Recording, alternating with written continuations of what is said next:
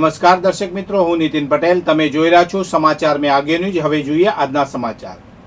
Himmatnagar UGVCL દ્વારા હિંમતનગર એક સબસ્ટેશનમાં જરૂરી સમારકામને કારણે 15થી વધુ ફીડરોનો વીજ પુરવઠો ખોરવાશે, જેનાથી 23થી વધુ વિસ્તારો અને આસપાસના 5 ગામો પ્રભાવિત થશે. યુજીવીસીએલના જણાવ્યા અનુસાર હિંમતનગર એક સબસ્ટેશનમાંથી નીકળતા નિકુંજ, ગોકુલનગર, ગાયત્રી, મોતીપુરા, અલકાપુરી, મહાવીરનગર, એસ્ટ્રોન, હાજીપુરા, હિંમતનગર, દુર્ગા, રાજતીરથ, મહાકાલી, અતિથિ, મેડિકલ અને આપા સહિતના ફીડરોનો પાવર સપ્લાય આવતીકાલે સવારે 7 થી બપોરે 14 કલાક સુધી બંધ રહેશે. આ વીજ કાપને કારણે હિંમતનગર શહેરના સહકારી gin road, Khedtasiya road, station road, national highway, Idar state highway, જૂના બજાર, નવા બજાર, હિંમતનગર જીઆઈડીસી, ગાયત્રી મંદિર road, Daulat Vilas palace road, Himmatnagar bypass road, Hajipura, polo ground, Madina મસ્જિદ રોડ, વહારવાડ, મદ્રેસા સ્કૂલ વિસ્તાર, મેમણ કોલોની, જૂની civil hospital, Chhapariya polytechnic college road, Mahakali મંદિર રોડ, નવી જિલ્લા પંચાયત અને હડિયોલ રોડના આસપાસના વિસ્તારોમાં વીજ પુરવઠો બંધ રહેશે. આ ઉપરાંત હાપા, કાટવાડ, તાજપુરી, ઓલાજપુર અને કુડોલ ગામોમાં પણ વીજ પુરવઠો ખોરવાશે. યુજીવીસીએલ દ્વારા જણાવ્યું છે કે સમારકામ પૂર્ણ થયા બાદ કોઈપણ પૂર્વ સૂચના વિના વીજ પુરવઠો ફરીથી ચાલુ કરવામાં આવશે. પાટણ જિલ્લાના ચાણસ્મામાં વ્યાજખોરોનો વધુ એક અમાનવીય કિસ્સો પ્રકાશમાં આવ્યો છે, જ્યાં મજબૂરીનો ફાયદો ઉઠાવી વ્યાજખોરોએ મર્યાદા ઓળંગી દીધી છે.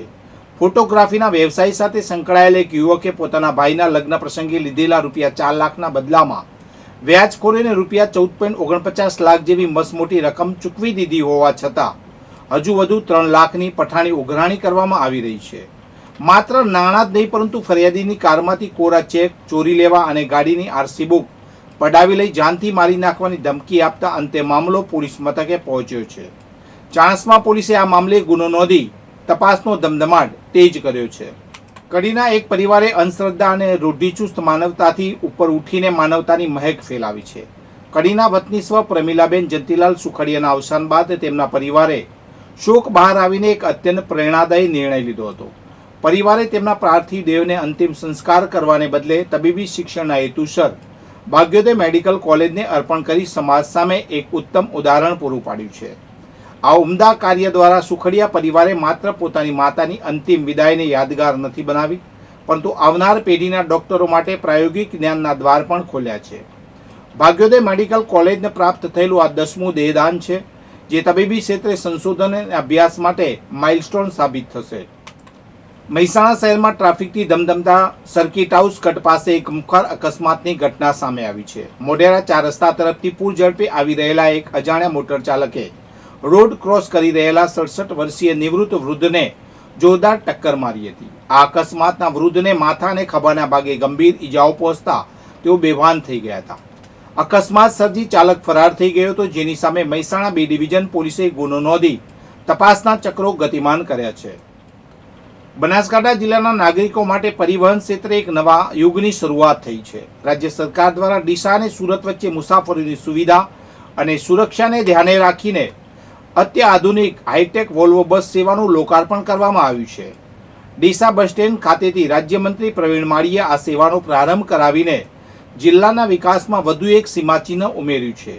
ઉત્તર ગુજરાતમાં આ પ્રકારની હાઈટેક સુવિધા મેળવનાર ડીસા પ્રથમ શહેર બન્યું છે, જે લાંબા અંતરના મુસાફરો માટે આશીર્વાદરૂપ સાબિત થશે. બનાસકાંઠાના દાંતા તાલુકામાં છેલ્લા કેટલાક દિવસોથી ડીઝલની ભારે અછત સર્જાતા જનજીવન અને ઉદ્યોગો પર તેની માઠી અસર જોવા મળી રહી છે.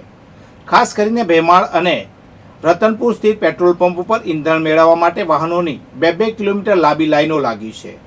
કોરી ઉદ્યોગના ગઢ ગણાતા આ વિસ્તારમાં ભારે મશીનરીઓ ઠપ થવાની અણી પર છે, તો બીજી તરફ ખેતીની સિઝન હોવાથી ખેડૂતોને પણ કલાકો સુધી લાઇનમાં ઊભા રહેવા છતાં ઈંધણ ન મળતા ભારે રોષ જોવા મળી રહ્યો છે. ગુજરાતમાં દારૂબંધીના કડક અમલ વચ્ચે બુટલેગરો દ્વારા દારૂ છુપાવવા માટે અવનવા કિમિયા અજમાવવામાં આવી રહ્યા છે. બનાસકાંઠાની થરાદ LCB ટીમે પેટ્રોલિંગ દરમિયાન મેઘપુરાની સીમમાં એક ચોંકાવનારું ઓપરેશન પાર પાડીને ટોઈંગ ક્રેનમાં બનાવેલા એક ગુપ્ત ખાનામાંથી લાખોની કિંમતનો વિદેશી દારૂ ઝડપી પાડ્યો છે. ખોટી નંબર પ્લેટ લગાવીને રાજસ્થાનથી ગુજરાતમાં ઘુસાડવામાં આવી રહેલા આ જથ્થા સાથે પોલીસે હરિયાણાના શખ્સની ધરપકડ કરી કુલ ₹16.86 લાખનો મુદ્દામાલ જપ્ત કર્યો છે.